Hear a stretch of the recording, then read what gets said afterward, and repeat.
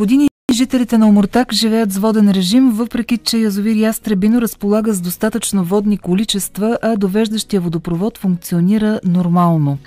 Липсата на официална информация поражда съмнение, че водната криза се използва като оправдание за отпускане на средства за проекти, които нямат икономическа или инженерна обосновка. Гражданите реагират с активност, подават сигнали и настояват за корекции, но вместо реални решения институциите често замаскират проблемите с нови проекти. Въпросът за устойчиво водоснабдяване остава без отговор, а надеждата за промяна се крепи на постоянния граждански натиск и внимателно следене на действията на отговорните органи. Множество водни съоръжения, включително вътрешен водопровод и помпени станции, функционират без необходимите разрешителни, а част от проектите са незаконно изменени и технически неизпълними. Това каза за Радио Шумен Магдалена Славова от Сдружението Вода за Омуртаг. С нея разговаря Стефка Савова. Какво е текущото състояние на водоснабдяването в Омуртаг? Има ли надежда за пълно възстановяване на водата?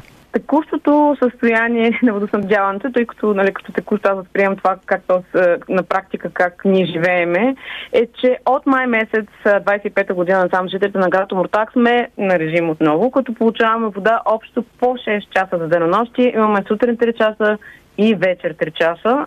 След последните дъждове имаме и по 1 час на обяд, ако това има някакво значение за точността. Но защо сме на режим, няма яснота, нито официална информация, при положение, че в язовир Ястребино, от който се водоснабдяваме, има достатъчно водни количества и имаме чудесно работещ довеждащ водопровод там. За нас липсата на официална обосновка да продължаваме да сме на режим ни въвежда на съмненията, че това е продължаваща спекула, за да могат да се оправдаят поредни финансови средства за поредни проекти, които нямат нито икономическа, нито инженерна аргументация. Какво конкретно визирам предвид, ще изясним в течение на разговора ни, но тази порочна и чудовищна практика да се поддържа изкуствено воден режим в град Омуртаг продължава вече 7 десетилетия, защото стана ясно, че и допълнително вода сме имали и водопровод, който може да работи, той 20 години седя без да бъде употребен. Пишат се проектите община Омуртаг за стотици и за милиони лева включително и към момента повечето от тях въобще не се осъществяват, понеже са ненужни и неосъществими, а тези, които се започват, се извършват с фрапантни нарушения и изменения, което е официално доказано и констатирано от институциите. Това не е просто твърдение. И то са толкова сериозни нарушения, че на практика изграденото не функционира, както технично, така и документално нефункционални. Нарушенията по тези проекти, пак казвам, са констатирани през годините от институциите, от същите тези институции, които са съдействали или са си затваряли очите, за да се стигнат до тези щети. Парадокс.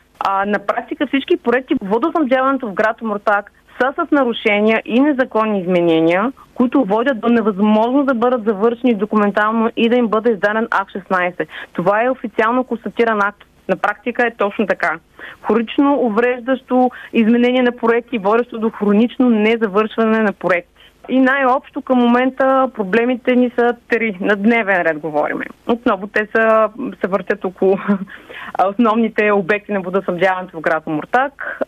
Първият проблем, най-свежият, от май месец тази година, това е ремонтът на градския водопровод на град Омуртаг. Този ремонт и водопровода е разделен на 3 части, на ниска, средна и висока зона, понеже градът е изграден на склон. Ниска зона на реконструкцията на градския водопровод не е завършена все още, въпреки че трябваше да бъде завършена преди 2 години. Тя спря до там, че водопроводът ниска зона не беше приет.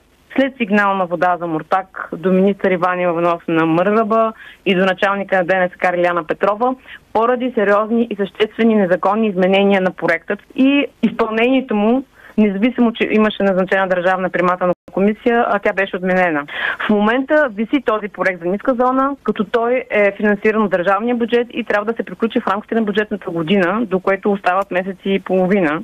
Как реагират жителите на Омуртаг? Имате ли, останали ви все още някаква надежда, че нещата ще се променят в по-добра посока или вече сте гневни и уморени? Гражданите в момента, тъй като ние получаваме всеки ден вода, което големия напредък при пускането на водоснабдяването от Ястребино е, че имаме вече всеки ден вода, което никога до сега не е било. И това, за съжаление, е доста приемливо условие за омуртагчани, които са свикнали да получават иначе вода 2 пъти седмично по 1 час.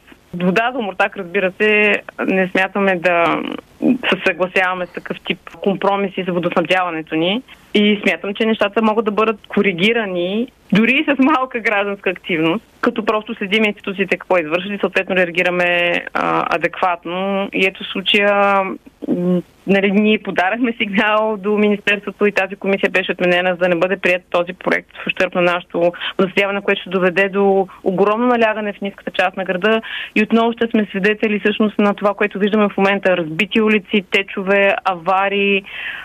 Това ще доведе, ако този ремонт бъде осъществен с тези изменения. Какво предстои? Има ли конкретен план за устойчиво водоснабдяване в крайна сметка? Общо взето не се работи нищо по документи. Един нарушение по проекти в момента за нас не изглежда, че се правят опити да бъдат замаскирани с други нарушения, вместо да бъдат осреднени и коригирани. Имаме един вътрешен водопровод, който не е завършен, работи незаконно, не е завършен. Имаме едни помпени станции, които работят незаконно, които отново не се завършва приемането и нямат Акт 16. Значи имаме градски водопровод без Акт 16, имаме помпени станции нови, които работят без Акт 16, имаме един 20 годишен, но нов водопровод, който функционира само от 2 години, също без Акт 16.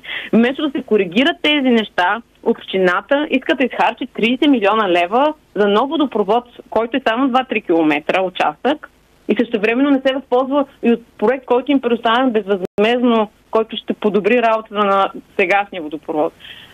Не мисля, че има някаква стратегия. Всичко се работи на момента. Тоест, ние констатираме някакво нарушение, подаваме сигнал, обръщаме се към медиите, те реагират, нещо се спира за момент, опитват се да го замаскират, вместо да го коригират, както се вижда и от момента. Значи също така ние попаднахме на документи, беше изпратен от експерти, където също така община Омуртаг е стартирала инвестиционно намерение за изграждане на помпени станции, по положение, че ние имаме нови работещи помпени станции. Имаме едно хронично увреждащо писане на проекти, ненужни проекти, след това изменение на тези проекти незаконно и след това незавършеното им, защото няма как да бъдат завършени, тъй като са изменени незаконно. Няма обосновка законно да бъдат изменени. Въпросите около водоснабдяването в Омуртаг не са просто технически, те са дълбоко свързани с прозрачността, отговорността и отношението към гражданите. Въпреки многобройните проекти, обещания и отпуснати средства, реалните резултати остават спорни, а доверието разклатено. Хората в града не искат повече компромиси, а устойчиви решения, които да гарантират нормален живот. Докато институциите продължават да действат без ясна стратегия, гражданската активност остава единственият двигател за промяна.